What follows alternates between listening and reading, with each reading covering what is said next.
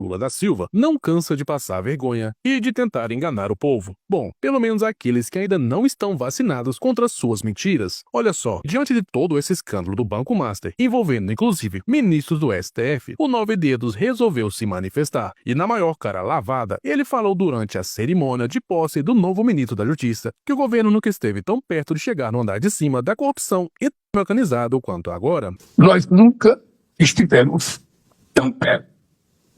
E nunca tivemos tanta oportunidade, tanta chance de chegar no andar de cima da corrupção e do crime organizado nesse país. Pois é, a minha cabeça até doeu aqui ouvindo isso. Por que será que ele sempre esquece, convenientemente, que ele mesmo foi preso justamente no combate à corrupção e ao crime organizado durante a Operação Lava Jato? Mas eu entendo ele. É fácil esquecer quando você proíbe, ou melhor, ameaça prender as pessoas que ousam falar a verdade, né, Lula? Mas a repórter da CNN, Thaís Herédia, fez questão de refrescar a memória dele. William, última frase. O presidente Lula fez esse discurso que já está embalado para a eleição, de que finalmente chegamos e tal, nunca chegamos ao andar de cima. Chegamos sim, Marcelo Odebrecht, Joesley Batista, ministro que foi chefe da Casa Civil, José Dirceu, ministro que foi da Fazenda, Antônio Palocci, chegamos sim no andar de cima na Lava Jato. Inclusive foram presos enquanto o presidente Lula também estava. Eita lapada seca, hein? Nem a repórter aguentou ouvir tanta mentira sair da boca do Nove Dedos. E olha que estamos falando da CNN, hein? Que a gente sabe que é bem canhotinha. Mas parece que diante de tantos escândalos de corrupção e de tanta impunidade, nem mesmo eles aguentam mais passar pano pro desgoverno. E olha só o que ela fala nessa última parte. Estamos falando de um ministro da Suprema Corte.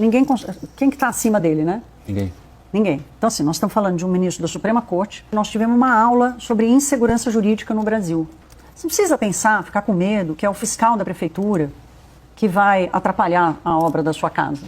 Nós estamos falando do ministro do Supremo Tribunal Federal. Eu nunca vi o Supremo Tribunal Federal agir contra o Banco Central e a Polícia Federal ao mesmo tempo.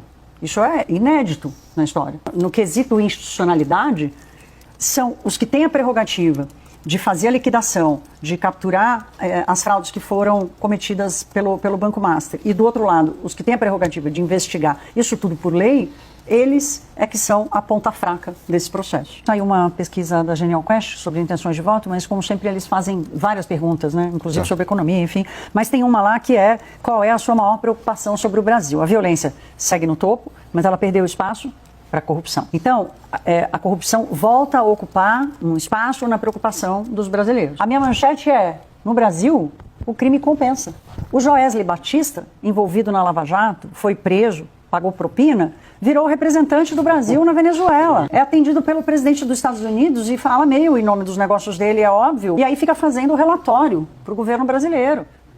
Então, as coisas todas se inverteram. E o Brasil querendo fazer discussão de investimento de longo prazo, fazer discussão para ser hub de data center. Eu também tenho essa sensação de que no Brasil o crime compensa. Ela deu ótimos exemplos. E agora, enquanto eu estava fazendo esse vídeo, eu acabei de ler uma matéria que falava que o Fachin acabou defendendo e blindando o Toffoli no caso do Banco Master. Então, lendo isso